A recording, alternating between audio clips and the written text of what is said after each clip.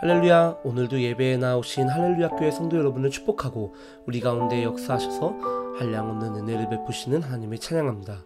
지난 로그 위켄드 잘 보내셨나요? 하나님 안에서 평안하셨던 시간 되셨길 바라고 2주 중에도 깨어있어 기도하고 말씀을 주야로 묵상하며 예배하는 여러분 되시길 바랍니다.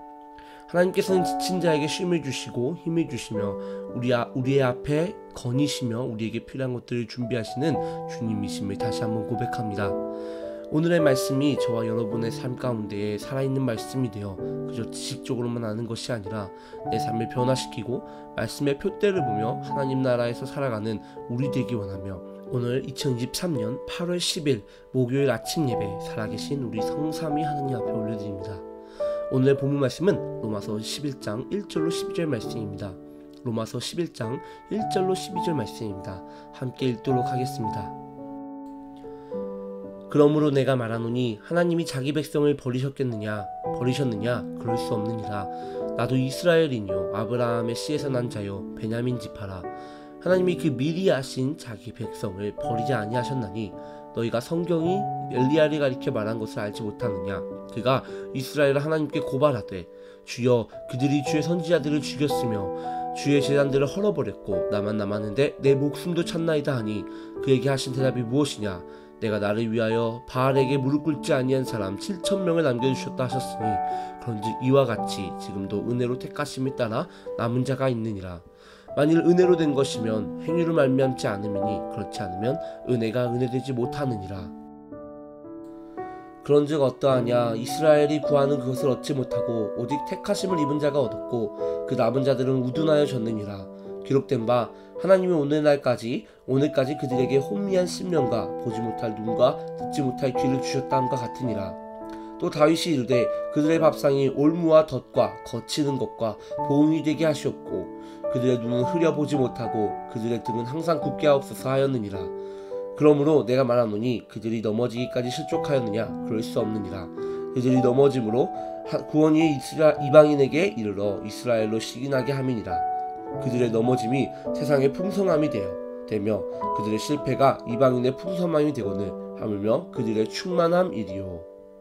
아멘. 살아계신 하나님의 말씀입니다. 로마서를 통하여 우리는 지금까지 우리는 죄인이며 우리를 사랑하시사 독생자 예수 그리스도를 보내주신 하나님을 믿는 믿음 안에서 의롭다함을 입고 그 구원이 얼마나 크고 놀라운 것인지를 깨달은 사람들의 구원 소망 얻는 것이 무엇인지 대하여 알 수 있는 시간을 가졌습니다.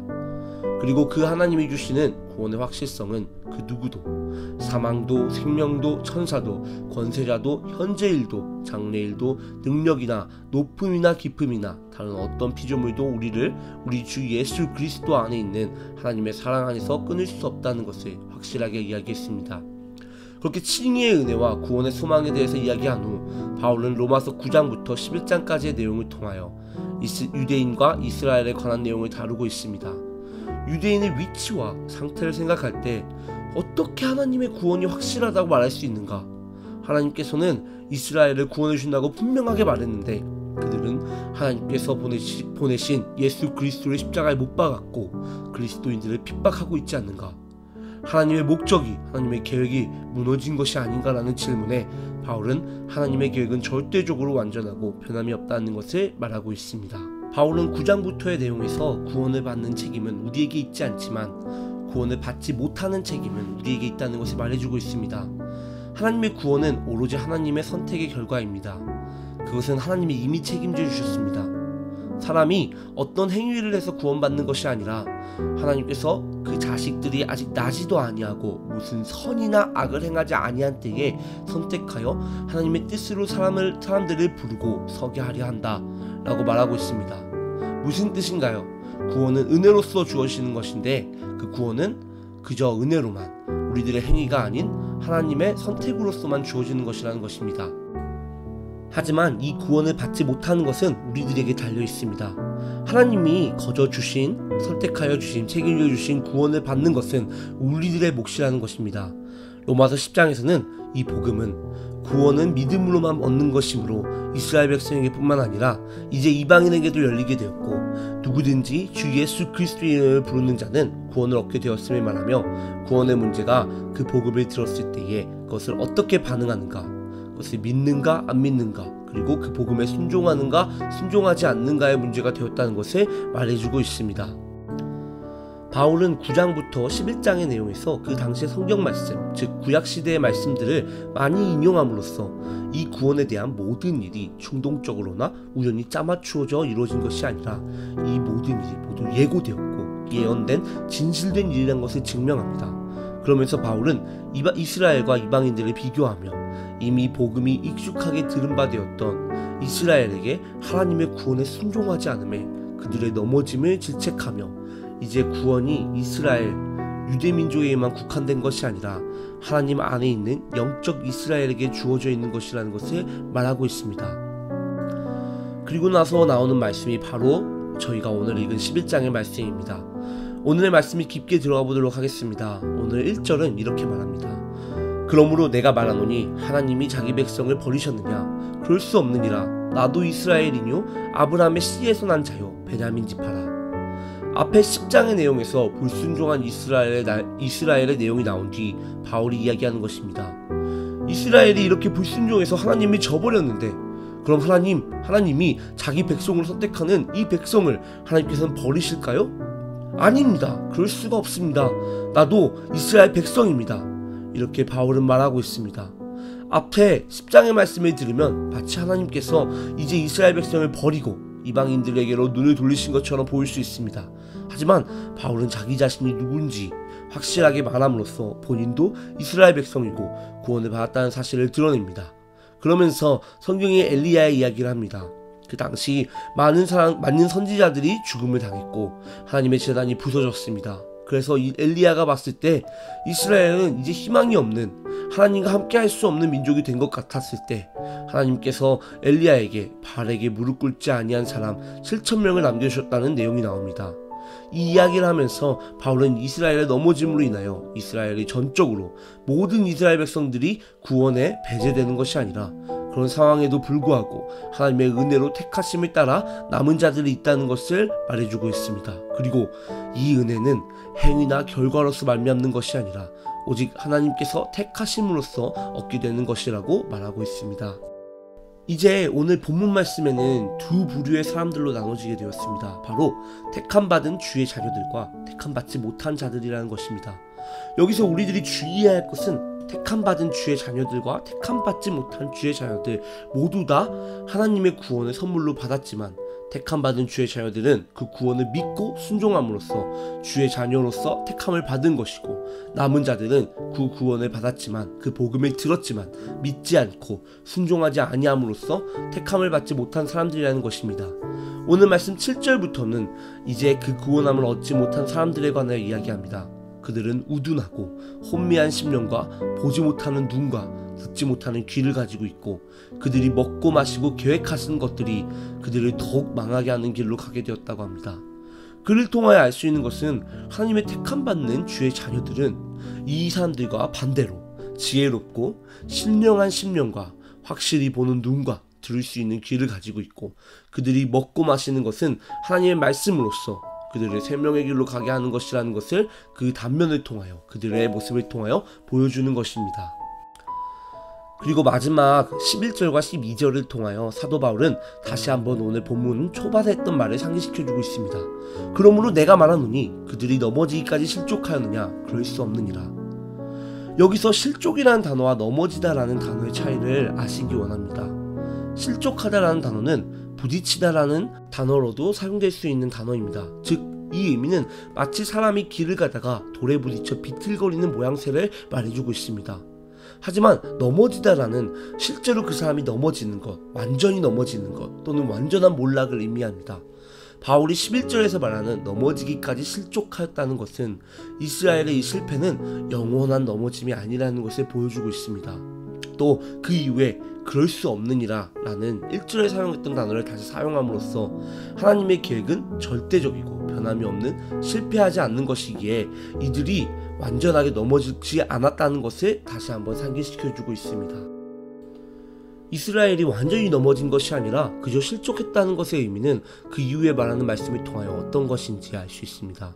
왜 유대인들에게 이러한 일이 일어났을까요? 그 첫 번째 대답으로는 저희의 넘어짐으로 구원이 이방인에게 이르렀다 라는 말을 통하여 이 일이 이방인을 위한 하나님의 위대한 계획과 목적의 한 부분이라는 것을 말하고, 이스라엘로 시기나게 함이니라 라는 구절로서 그 구원의 일은 이방인들로 인하여 이스라엘이 이제 그들 스스로를 보면서 왜 자신들은 그 은혜와 구원이 없는지를 생각해 볼 수 있도록 만든다는 것을 알려줍니다.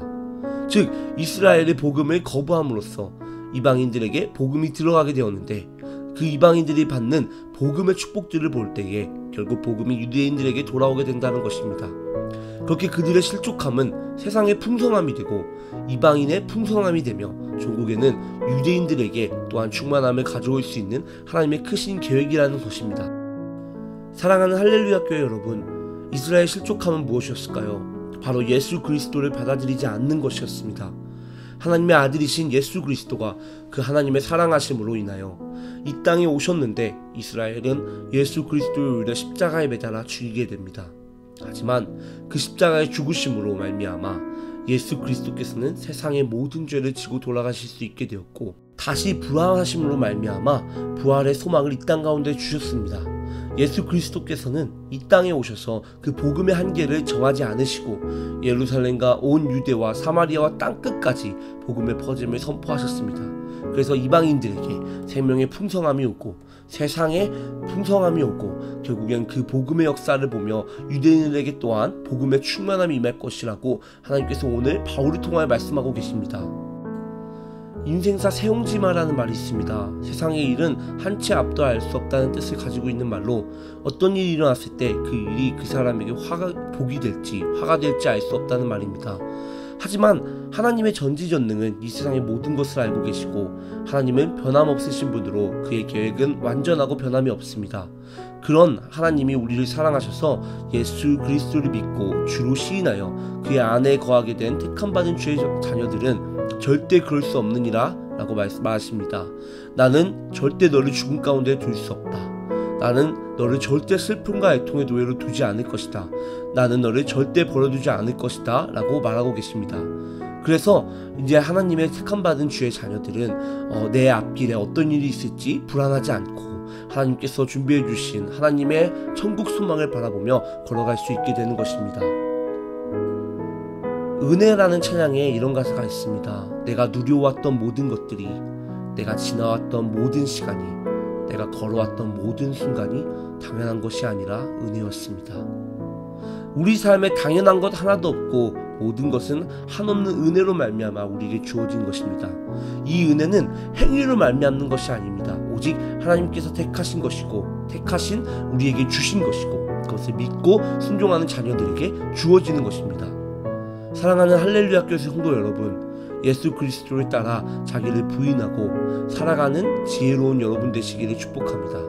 성령 하나님 안에서 제대로 보고 제대로 들을 수 있는 여러분 되시기를 축복합니다. 하나님의 말씀을 먹고 마심으로써 진정한 생명의 떡을 취하시며 이 세상을 살아가실 때에 여러분들이 있는 그 공간에 하나님이 함께 하시는 하늘나라가 되어 우리들이 만나는 영혼들이 하나님을 만나고 내 삶을 통하여 복음이 증거되며 하나님께서 홀로 영광 받으시는 살아계신 예수 그리스도가 우리 삶을 통하여 사시는 삶 되시기를 간절히 바라고 축복합니다. 기도하겠습니다. 하나님 아버지 감사합니다. 절대로 당신의 자녀들을 버리지 않으시는 하나님 앞에 나의 모든 것을 올려드리기 원합니다.